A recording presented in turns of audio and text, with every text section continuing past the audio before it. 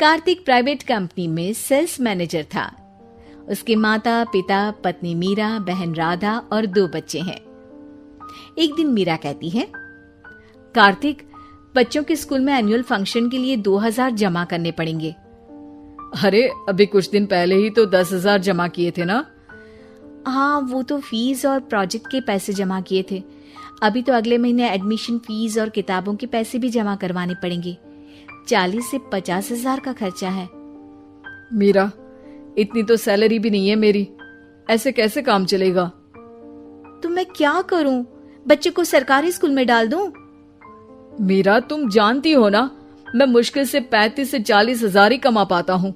इस घर के खर्चे दिन ब दिन बढ़ते जा रहे हैं, थोड़ा कंट्रोल करो ना। क्या खाना और कपड़े पहनना भी बंद कर दूं? मैं ऐसा नहीं कह रहा हूँ मीरा। तुम जानती हो राधा का भी पोस्ट ग्रेजुएशन पूरा होने वाला है। घर के खर्चों के साथ उसकी शादी की जिम्मेदारी भी उठानी है। मेरे बच्चों की पढ़ाई से ज्यादा इम्पोर्टेंट राधा की शादी है, तो करो जो मन में आए। मैं बोझ लगती हूँ तो मैं बच्चों के साथ अपने मायके चली जाती हूँ। तुम्हारी सारी मुसीबतें ही खत्म हो जाएगी। मीरा, मुझसे बहस मत करो। सुबह सुबह ऑफिस जाने के टाइम पर ही कलेश करके दिन मत खराब करो। इतना बोलकर कार्तिक वहां से चला जाता है। तभी, कार्तिक बेटा, ऑफिस जा रहे हो? मेरी दवाइयां लेते आना।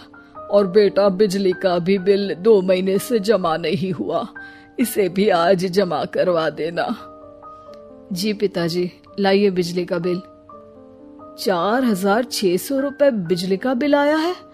माँ, मीरा, राधा, कितना ज्यादा बिल आया है। भैया, ये 2 महीने का बिल है और मैं तो सिर्फ फोन चार्ज करती हूँ। अरे बेटा, मैं तो गीजर से पानी गर्म करने के अलावा मेरे कमरे में एक पंखा और एक लाइट ही तो जलते हैं। मीरा, तो फिर इतना बिल कैसे आया? हाँ, सारा इल्जाम मेरे पर ही लगा दो ना। भाभी, आप भी तो एसी चलाती हो, उससे भी बिजली का बिल बहुत ज्यादा आता है ना। एसी मेरे मायके से आई है और वो भी अब सबकी आंखों में खटकने लगी है।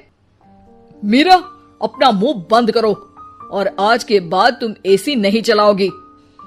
माँ, आप भी अपना पानी धूप में गर्म करके नहाया करो। कार्तिक ये कहकर घर से ऑफिस के लिए निकल गया। घर से कुछ आगे जाते ही उसकी गाड़ी पंचर हो गई। कार्तिक को पंचर बनवाकर ऑफिस पहुंचने में लेट हो गया। बॉस ने कार्तिक को अपनी कैबिन में बुलाया। may I come in, sir? Come in. बहुत लेट हो तुम। सॉरी सर, कुछ प्रॉब्लम्स की वजह से लेट हो गया। मुझे कुछ नहीं सुनना। तुम्हारा टारगेट कंप्लीट हुआ? नो सर, अभी बाकी है। क्यों?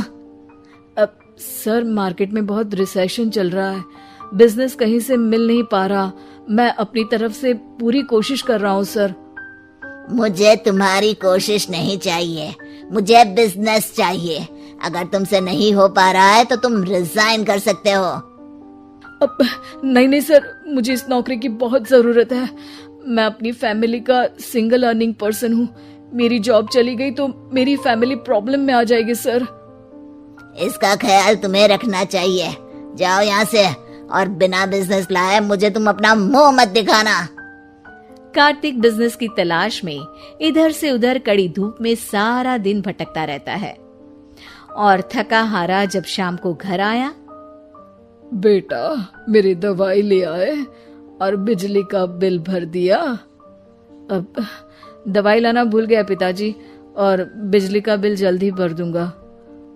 पर बेटा, याद से भर देना, वरना बिजली वाले बिजली काट कर चले जाएंगे। लीजिए पानी।